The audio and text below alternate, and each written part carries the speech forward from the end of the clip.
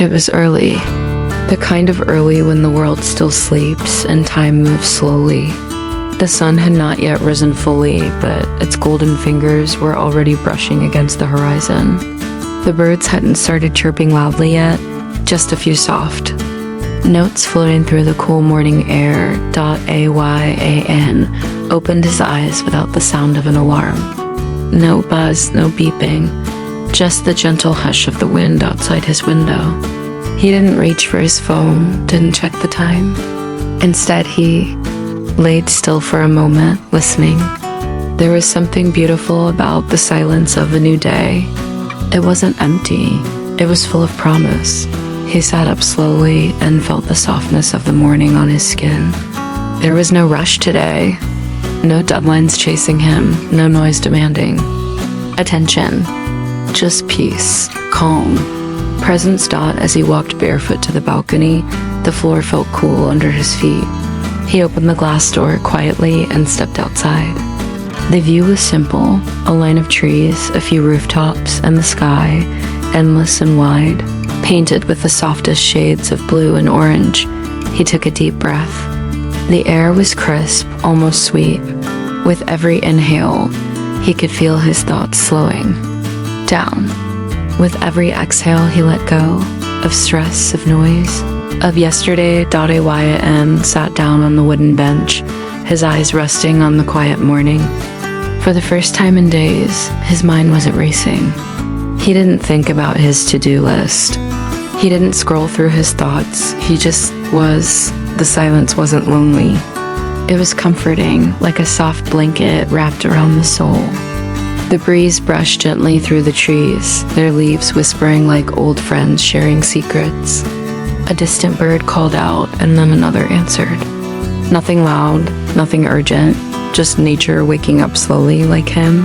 He closed his eyes, and for a few minutes he simply focused on breathing. Inhale, 1, 2, 3, exhale, 1, 2, 3. It wasn't about perfection, it was about presence. Just being here in this perfect, fleeting moment. In his mind, thoughts came and went like clouds. He let them drift by without clinging to any. Some were about work, some about family, some about worries that didn't matter anymore, and some about dreams he still held in the quiet corners of his heart, but he didn't judge them. He didn't hold on to them. He just watched, breathed, and listened to the morning as the sun finally rose over the trees. Golden light began to spill across the sky. The leaves lit up like tiny lanterns. The rooftops glowed. The sky turned from soft blue to a gentle pink. It was beautiful. Not in a dramatic way, but in a way that made Ayan feel grateful just to be alive. Grateful for silence. Grateful for breath.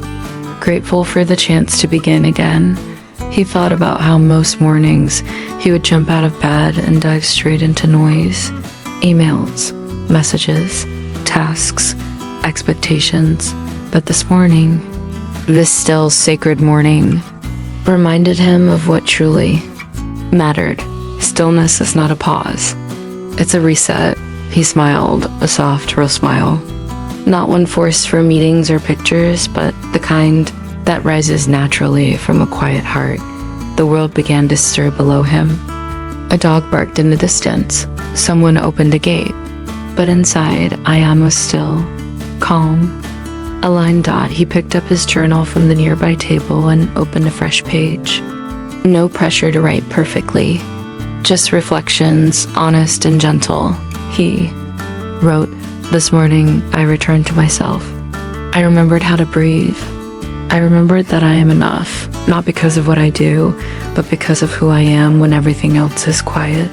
He paused, looking at the words. Then he wrote, "Peace is not something I have to chase. It's already here, waiting for me to listen." As the sunlight warmed his face, Ayan stood up and stretched his arms toward the sky. His body felt light, his mind uncluttered. He whispered to himself, "Today, I choose presence." The day would bring its own challenges, of course. But now he had a space inside, a quiet room in the center of his being, where he could always return. And that space was born in this morning, in this quiet, in this breath.